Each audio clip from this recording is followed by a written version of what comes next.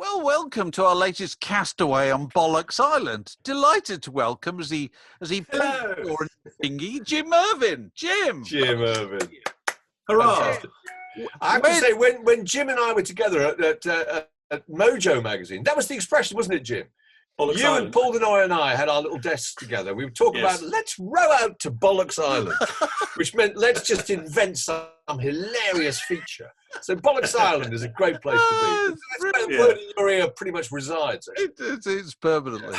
So where do we find you, Jim? Where you do find live? me in what I call my study, which is basically a room with its sort of long, narrow room. That's why there's nothing behind me, because all my stuff is over there. You can't see it. So there's all the records and things over there. And then behind me, I've just got, that's Miss Stanley Dawnwood picture of Battersea Power Station. Oh, lovely, yeah. And a arranged load of records warping on a radiator. Warping on my radiator, yes. This is my life here that I'm ruining on your behalf. The value of that copy of Magical Mystery Tour is being lowered all the time. So what have you got out for show and tell today, Jim? Well, I'm not a big. I thought about this. You were talking on one of these the other day about why does everyone hang on to stuff? I'm no Marie Kondo, but I do like to throw stuff away, and I've actually sold my entire record collection. Must have been about 2006 or 7, and I've just acquired a new one over the last 3 years. So I'm pretty much back up to where you are now, Dave. But in what format? In vinyl. Yeah. In vinyl. Oh, okay. I rebought a load of vinyl. But did you buy any of the ones did you rebuy any of the ones you sold? No. That was the rule. That was the rule. Yeah. Not to buy. The idea was to really kind of. But I found that stuff that I knew really well. I mean, like Beatles records and stuff, which I kept. I didn't sell those, but those kind of things, I don't need to listen to those because they play in my head. I mean, I can perfectly replicate them in my mind. You know what I mean? Yeah. There are certain records you just I don't need to listen to this. But so I just started buying stuff. Like recently, I went down a British jazz hole and got into British jazz, and I've been enjoying that. So just buying stuff that I just didn't know before has been the thing, and it's been amazing. I've really enjoyed it. But what have you got then? You've got some of the first things you ever remember as a child, right? These are things that I hung on to that I wouldn't have sold because they were so precious. You've got this is the kind of stuff that was playing in the house when I was born. It's go on, bring it. Songs of Swinging Lovers. Bring it forward. Show the camera. Yeah. Okay. Bring it to the camera. This is the Sinatra. This is the. So. Oh yeah. Beautiful, beautiful album, and had a tremendous effect on me. This I didn't kind of realize it at the time. My parents say that one of the first things I said when I was little was I said, "What I did do, I thought about you," which is the chorus of one of these songs.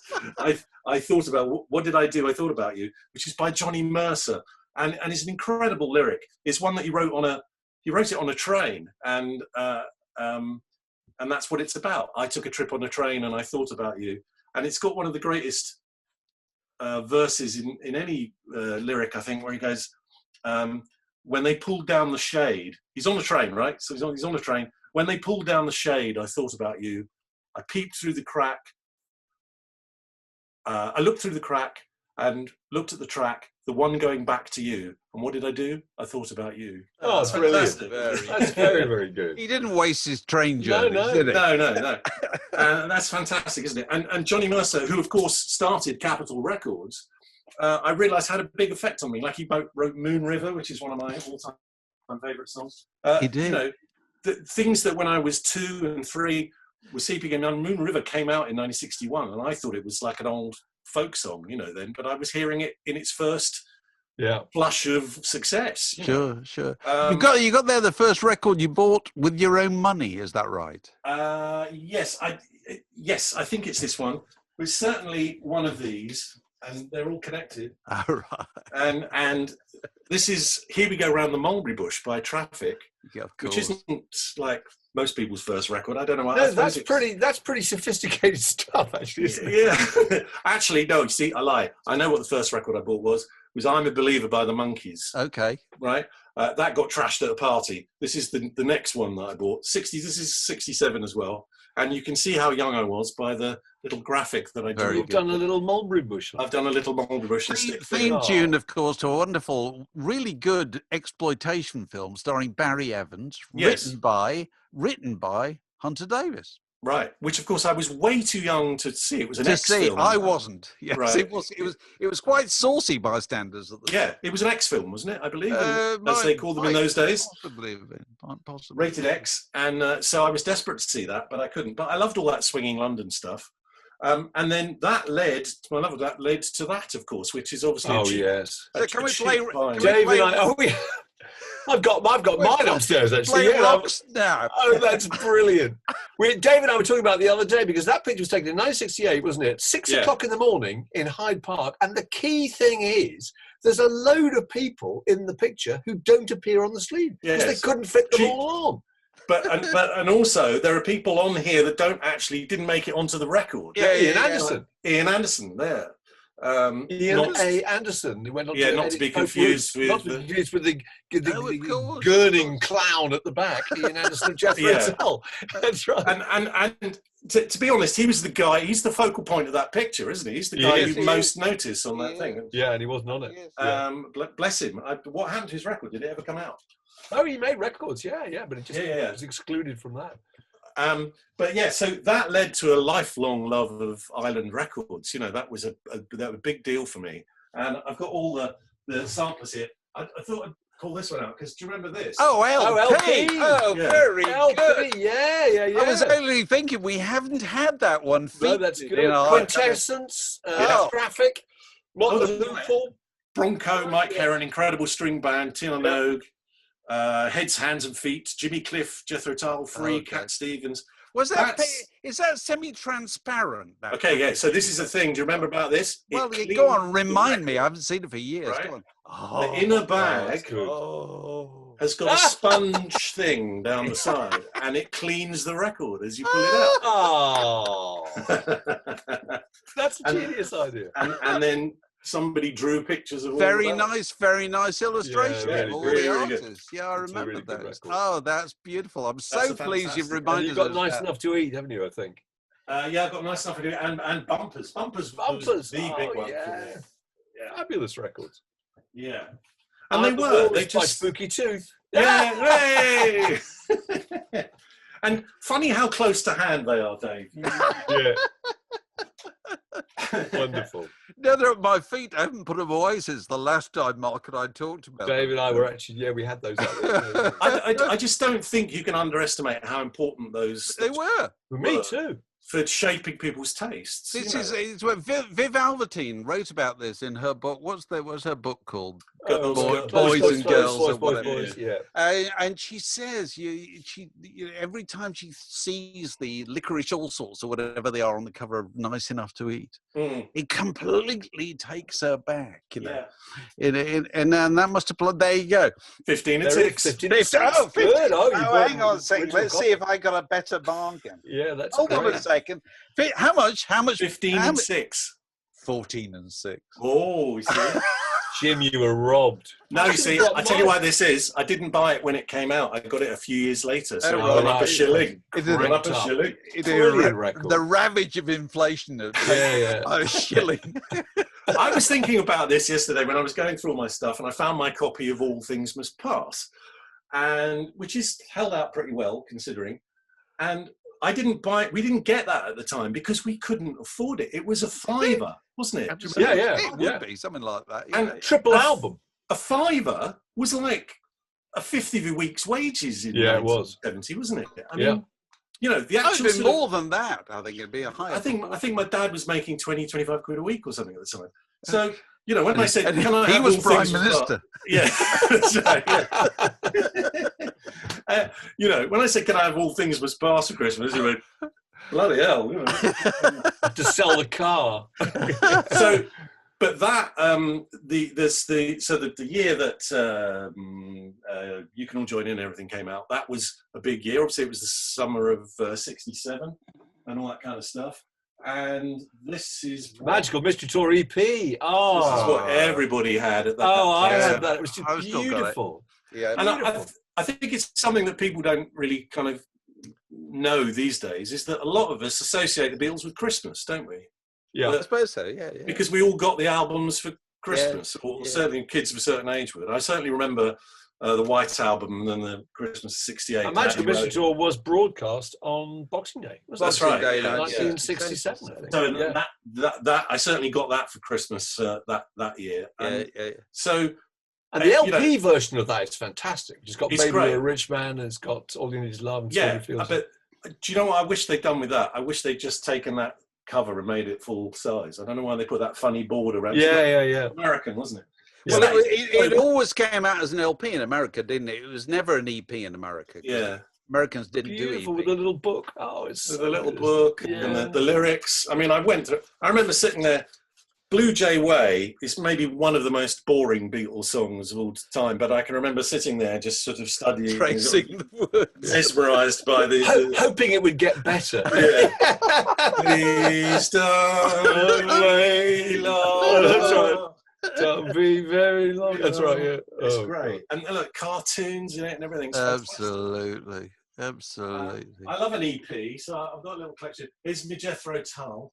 Oh yeah. So what was that? That's Life is a Long Song. From Living in the Past. What was that from? That's they collected it onto Living in the Past. It's Life is a Long Song, Up the Pool, Dr. Bogenbroom, From Later, and Nursey.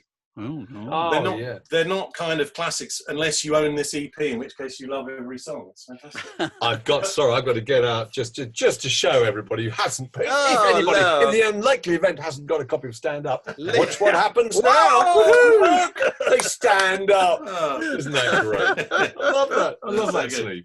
So Christmas '67 was massive for me because my cousin Edward, who lived in Essex, went into his local record shop and bought a big pile of the half a crown remainders for me. So he spent about £3 on about a pile of 20 records, which were all amazing. I don't know why they were doing in the remainders. And among them was that, which I think is the greatest single ever made, in my opinion. It's fantastic. It's amazing. And he managed to get it in the picture sleeve, which is incredible. So, I'll tell you what, while we're talking about Tin Soldier, one thing I would urge people to look on YouTube, because the clip of the small face with P.P. Arnold doing Tin Soldier is not just, arguably the greatest record ever made, certainly the coolest looking band there has ever been. At that instant, it's absolutely astonishing. They just look beautiful. She looks beautiful as well. She looks fabulous. And they're playing absolutely live. It's just gorgeous. Yeah, it's so good. And Steve Marriott has his guitar slung down so low. And he does that dip at one point where he just splits his legs and bang. He does. We've all watched this a million times. I really recommend it. We must plug this, actually. And then on the B side of that, of course, is the song where I Feel Much Better, which if you don't know that, that's where the Small Faces basically invent Led Zeppelin in 1962. Oh, right, okay. Bung it on if you get a chance. Listen to I Feel Much Better. It sounds like Led Zeppelin. It's incredible. Very good. Terrific. And that was a huge influence on me. I don't really know why, but I love the Small Faces. That was the first album that I kind of really asked for. Stanley Unwin. Yeah. And that album is just divine still. And it's the only album I've got several copies of. I've got a stereo and a mono and a remastered and all that kind of stuff. Yeah. It's fantastic. But they are really underrated, I think, for the kind of depth of their songs. They were sort of considered frivolous at the time, weren't they? In a kind of lazy Sunday sort of vibe and that kind of stuff. But a song like Tin Soldier, you are a look in your eyes, a dream passing by in the sky. It's a fantastic line and a pop song. And I just love all that. It is. So good. Here we all are sitting on a rainbow. I still think it's one of the most brilliant pop lyrics of all time. They were incredibly evocative. And, we know obviously subsequently Ronnie Lane had that kind of deep career in his sort of, in his country passing show kind of thing, didn't he? Where he wrote songs about nature and stuff. And a song like, Song of a Baker on Stuck on Flake, there's wheat in the field and water in the mill. It's just fantastic the way he just makes the act of baking a loaf of bread sound like a kind of fantastic ancient. You know, it is. It's the staff of life in a Small Faces song. It's superb. What other EPs we got? Oh, here's one you might remember. Family, Strange Band. Oh yes, yeah. That's just the one with Weaver's EPs Answer are on beautiful it. things, aren't they? Yeah, that's the one with Weaver's Answer on it. Oh, it's of lovely. course, right.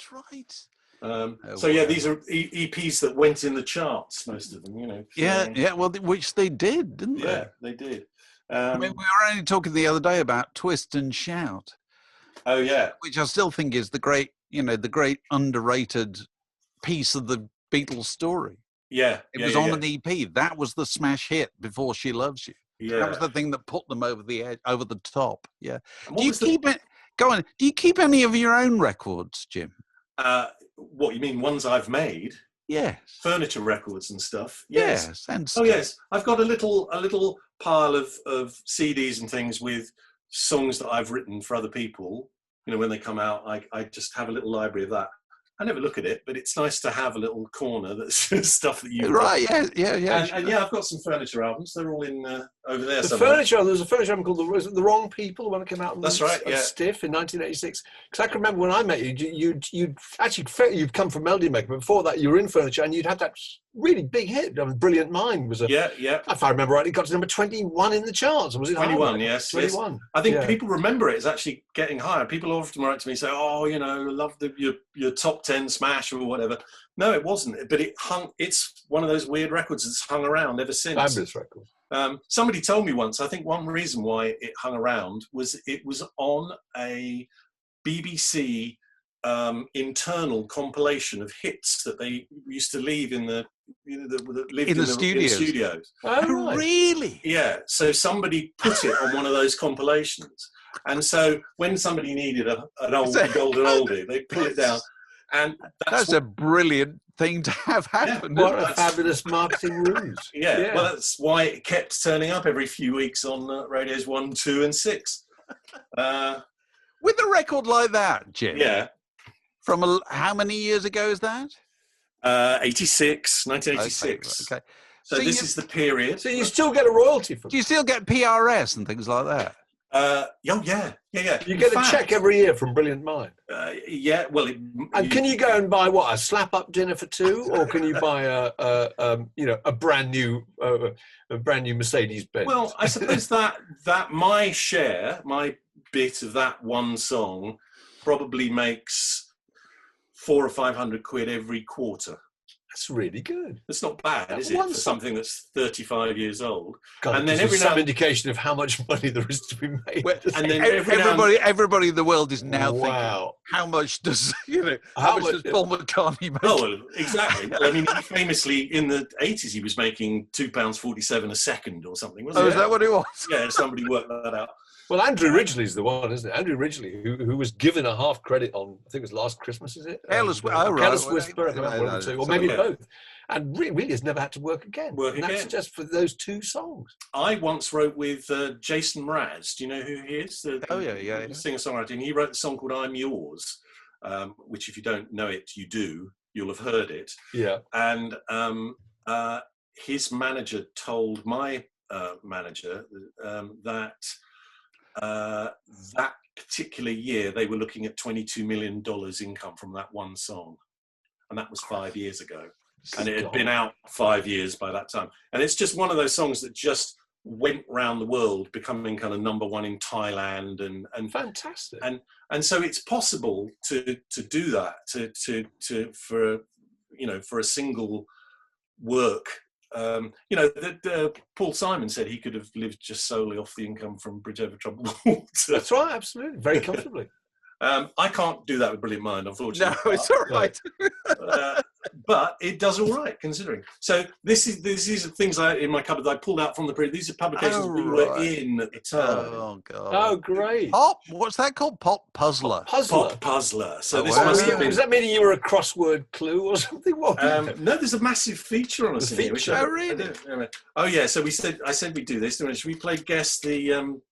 Guess the headline. All right. No, okay. I'll tell you right now. It's a furniture feature. It's going to be either The Tables Are Turned, or chair of the G-string. Part of the furniture. Or sofa, so good. That's what that's what I feel is right. We've had most of those in our time. No, this is even worse. This one is so good. Okay. I can't see that. Furniture polish. Can you see that? Oh Lord! The first piece that ever appeared by us is when we were number 49 in the charts. It was a record mirror with a house martins on the cover. All right, okay. And do you remember why everyone had the record mirror in those days? It had some kind of chart in it, didn't it? It had the charts in it. It had the Gallup charts in it. So everyone had to. So yeah, here's the first feature that everyone has. And the headline is, go on, 3 chairs for furniture. Oh, that's great. Oh, that's really good. Heir apparent. That's right. Yeah. 3 chairs for, of course it is. Because we've all done our time thinking up terrible punning headlines. Do you remember this magazine? It was a sort of fanzine.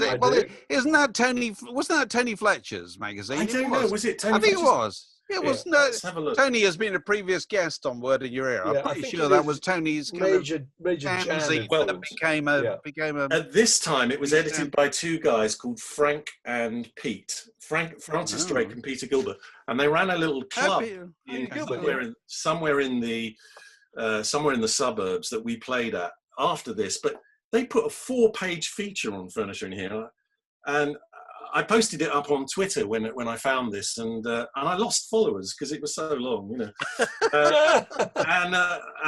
And Gary Newman is reviewing the singles in here and showing why he didn't subsequently become a music journalist.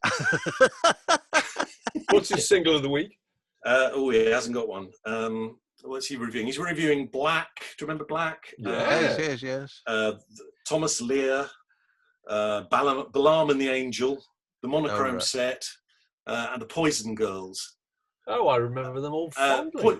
Poison Girls, I'm Not a Real Woman. To be honest, it's not very good, but I still can't help liking it. The sort of thing that roadies write during sound checks. The drummer of the Poison Girls was called Lance de Boyle. Oh yeah. The guitarist was Richard Famous. Oh yeah. And what was the girl's singer called? Viv. Yes, it was. Yeah. Oh, was it Viv Exene? Was it X? No, completely forgotten now. But yeah, they all had ridiculous names. Lance de Boyle. I'm just thinking when you mentioned Gary Newman, how much he must make out of his PRS checks on kind of cars and things like that. Those things just go on forever, don't they? The amazing thing about cars, if you hear it now, it still sounds huge. It sounds, it's an amazing sound, and it's one synthesizer. Oh no, it's ba ba ba ba ba ba ba. It's one note played on a mini Moog, and it sounds. Sorry, mini Moog. I'm a stickler for that. All right. No, mini Moog is right. Yes. People saying Moog these days. You go, no, don't you know it's Robert Moog? It's Moog. Yes, it was. That's correct. And also found amongst my cuttings, the first review that we had was 1984 in Sounds, your old organ, right? By someone called Mick Sinclair. Do you remember Mick? I don't really. I remember his name. Yeah, I don't remember meeting him. Yeah, well, he fucking hated us. And, here's his address. He wrote the one of the worst reviews I've ever read about anybody, and I kept it, and I can't find it now. I must have burnt it subsequently. Do you remember that? Well, there's more than one magazine called Greatest Hits. Is that a magazine? I can't see. No, it's the New Musical Express annual for 1975. A Fleetway annual. Oh, really? Edited by Jack Scott. Oh, Jack Scott was the production editor at the NME. Right, so it's just it features from the NME, with catchy headlines. Yes. Slade. Yes. Donny, I'm a Mormon. Oh, Ian MacDonald writing about Todd Rundgren. Oh, there you go. So that's the kind of annual, basically. Yeah, they did that, and the reason I pulled that out is because at that time, 1974, it was the year before, I went to the NME offices. Are we talking about King's Reach Tower here, or are we talking? No, we're talking about. It must have been Carnaby Covent Street Garden or Covent Garden. It was They moved to Carnaby Street Garden, in '77, I think. It was Carnaby Street, Covent Garden, yeah. Fleetway House, Farringdon. Right. Okay. Yeah. I was 14 years old. I was about 5 foot tall. I'm tiny. Hello, high squeaky voice, and long blonde hair. And I went and interviewed Tony Tyler at the NME with a Ure microphone. And I met Charlie Murray and Nick Logan, I suppose, and all the crowd from being in the office at that time. And at that point, we were talking about, Chrissie Hynde was one of the writers at that point, or had been. Yeah, going out with Nick Kent, I think. And I just sort of treated it like it was like a comic. It was, it was my weekly fix of fun. And it was so strange to think that I did that. And Tony Tyler was lovely. He was so. Do you remember him? Did you ever do? Oh, Tony Tyler used to come in every week with little bags of marijuana that he grew in his allotment down on the south coast. He wrote a very funny book called "I Hate Rock and Roll." Have you ever seen that book? Oh no, I've not seen that one. Yeah, I can imagine that. Yeah, it's very good. It's very. Was funny. he was the guy that wrote the "Is This Man a Pratt" headline? Probably. Yeah, well, he was, about Byron Ferrari. Byron Ferrari. It was, wasn't it? Yeah. So, Jim, what are you up to professionally at the moment? You're writing songs.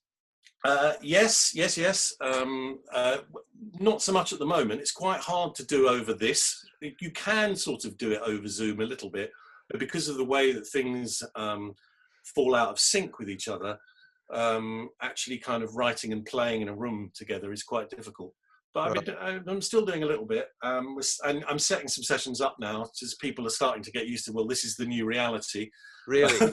Yeah, there's some things starting to come through. So yeah, still. So what have been the big? You wrote quite a lot for Lana Del Ray, didn't you? I'm trying to think of the things that people need to know about that you've done. Well, I wrote a few things with Lana, but only one came out in the end, which was called "This Is What Makes Us Girls." It's the last song on her debut album, Born to Die. Yeah. And we did that in Brighton, funnily enough, which is where I am, and that was sort of 2 years or so before the album came out, and she was.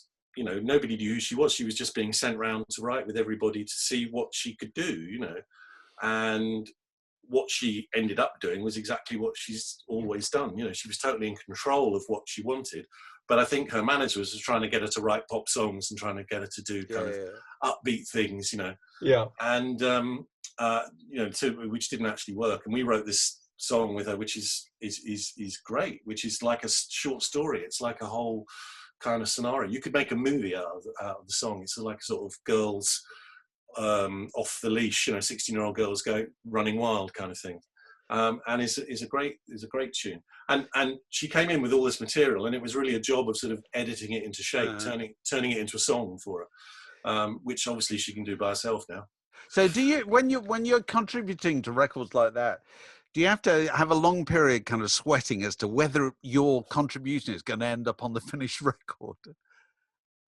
Yeah. And the problem with it's a slightly artificial thing in a way, because what you tend to do is try and write the hit single all the time. Yeah. Because that's the thing that's going to get played and is going to earn you any money and get PRS and all that kind of thing. So you usually go in you listen to what they've got already, and you're just trying to top that. You're trying to can we write a better hit song than one you've already got?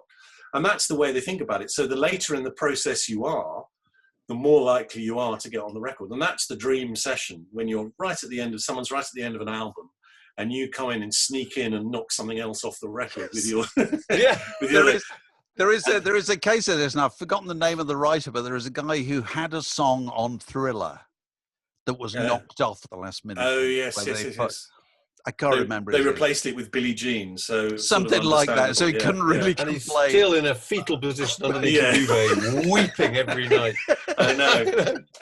But do you have to sit there and talk to the artist and find out about obviously their life, and look for material that you can write lyrics about? I mean, it's a very sort of strange situation, because it starts the minute the door opens. You've got to kind of immediately kind of make them feel comfortable and all get on together, find some common ground, and then it's a sort of interviewing job, really. I have to kind of sit there, journalistic, isn't it? And write down what they're saying, telling me about their life, and then go, oh, have you thought of this as a verse? You know, and it's something that they've been talking about, and they go, oh, that's amazing, and then they sing it, and then they add a bit, and they write a bit, and it just sort of it grows from there, you know. I'm not blowing smoke here, Jim, but do you find in that kind of relationship, it helps that you've got a fairly wide experience of the world and you're very good at talking to people and dealing with people and so forth? Well, I think so. Not. I think so. I think I mean, I'm rare. You know, there aren't many old guys like me writing top lines for songs, but I bring something slightly different to the room. Usually the people writing top lines are people who had a go at being a singer and it didn't quite work out, and they kind of went behind the scenes. So they'll often be younger people who are artists themselves, who understand the lie of the land, but they probably don't come at it with quite as much, you know. I don't think anyone else I've ever written with has a copy of "You Can All Join In" for a start. I was going to say the great advantage is you've got that enormous record collection behind hinterland. You, and it's, yeah. And it's the fact that you've been listening to early Traffic records, and and sometimes, I mean, there was a long period where I took all that stuff for granted, and then you realise when you start mentioning things. I mean, I've been doing this for about nearly 20 years now, and early on you'd be roughly in sync with the people you're writing with, but now you're working with kids who literally have never heard a Marvin Gaye record or even a Rolling Stones record or something. You know, they've heard of them, they're aware of them, and they might have heard one in the background, but they've never gone and listened to those things. And if those are relevant, if something like that is something that I think they would like, you know, it's a fantastic joy to be able to introduce someone to... You ought to listen to Marvin Gaye. Yeah, that's right. Have you tried this Marvin Gaye fellow? I think you might like it. Have either of you seen there's quite a strand of clips on YouTube of younger people listening to classic records? Oh, really? No, it's like kind of young hipsters will now, on camera, listen to Led Zeppelin for the first time. Oh, okay, yeah. And loads of other things. So what do you see? Their facial expression? You just see their facial expression. Their look of delight as they... Well, it's a bit of that. That could be the ones I've seen. But also, what they'll tend to respond to is the sound that they've heard before. Suddenly they're going, oh my God, that's where it came from. Yeah. You know, because so much pop music has been built on the top of Led Zeppelin and God knows what. And of course, I mean, I was sort of big on that even in the 80s. I used to hate that the phenomenon of the photocopy of a photocopy band. You know what I mean? Where you could tell someone was just copying Led Zeppelin and hadn't gone back to the source. You know, wasn't listening to what Led Zeppelin had listened to. No. And now, of course, the sort of I don't know, a few years ago, the square one for a lot of people I was writing with was Coldplay. You know, they were the foundation band of you know, that's as far back as they went. That's a fairly select little area, isn't it? Well, and now it's even later than that, probably. You know, that people are listening to stuff from 10 years ago and it's 21st century roots, isn't it? Really? Yeah. That's so true, because you know, Led Zeppelin listened to Pentangle and Memphis Minnie and the Incredible String Band and Ray Charles and all that stuff fed into the noise they made. Yeah, definitely. But as you say, when I was digging through everyone's got one of these, haven't they? What do I do with this drawer? You know, you know, you've got to. Look, this is my first mobile phone. Oh, great! How funny! I've got all mine. Oh, hang on, this is incredible. And I went through this thing. I'm like, oh my God! And it's just sorry. I've just got to show you. Isn't that weird? I thought I was the only person who did this. There's the first one. Yeah. There's the second one, which had a camera in it.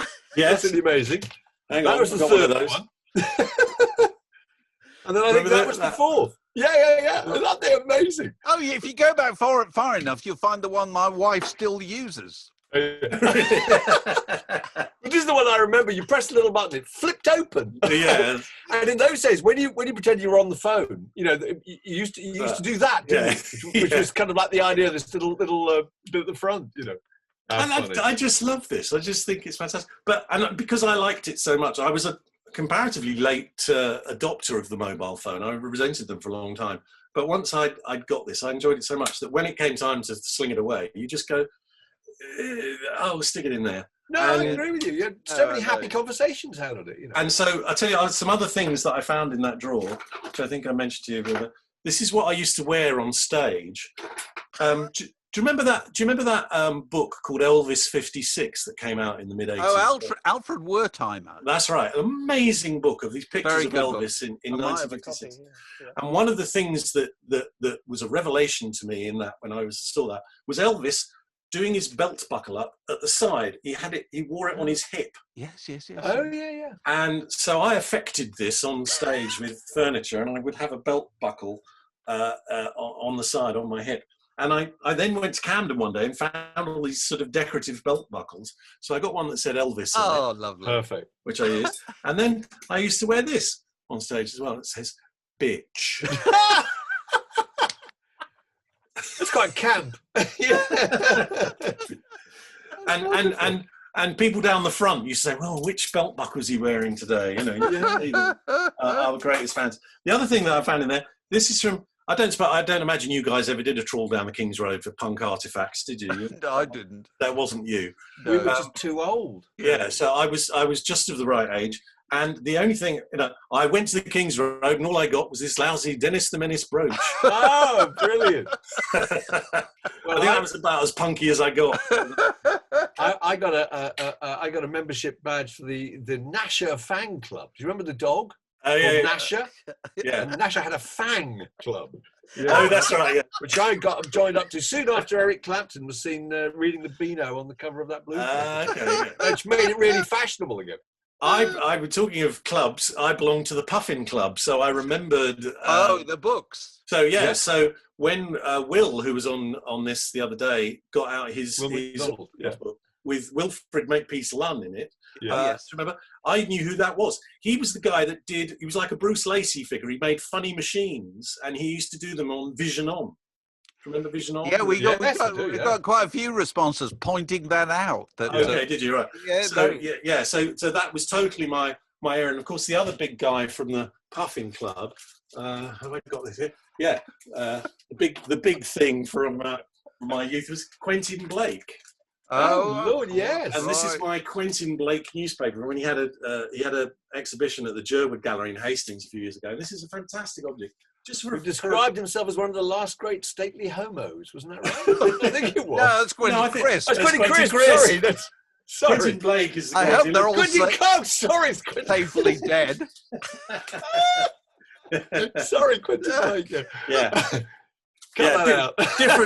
Different person altogether. Yeah. And also in that drawer I found this pile of my Word DVD columns that did for Word magazine, and the very first one included.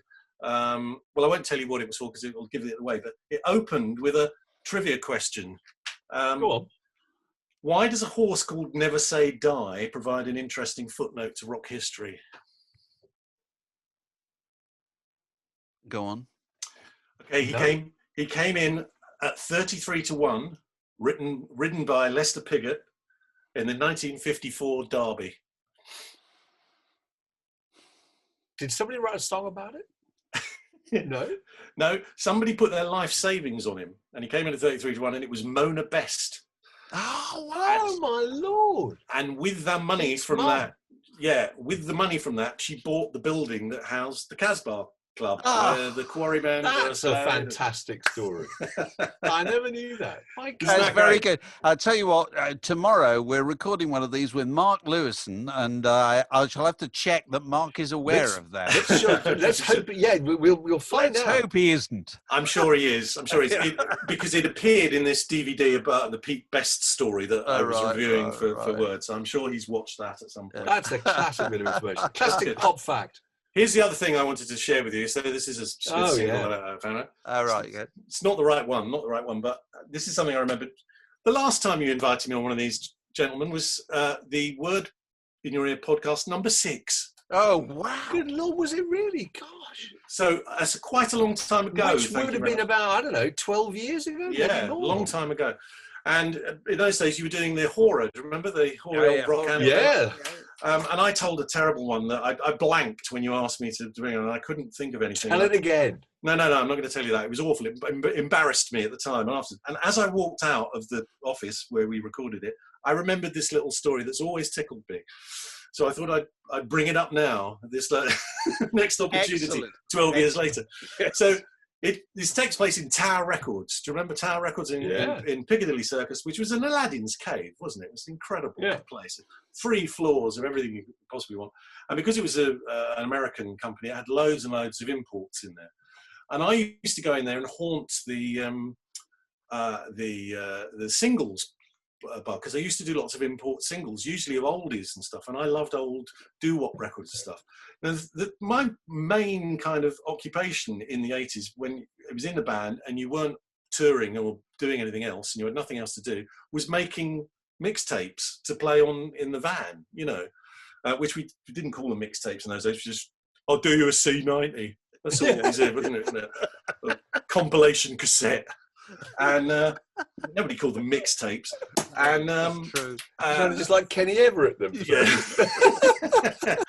And really funny.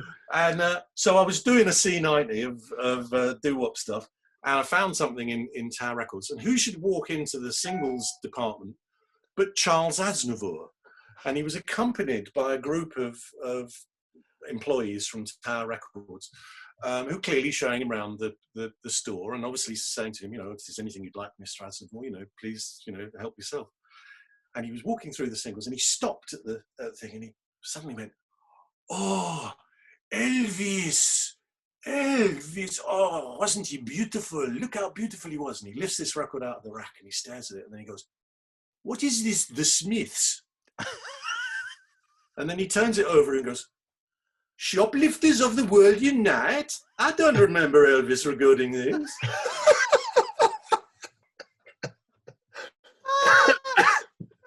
And there we're going to have to finish because we're running out of the internet.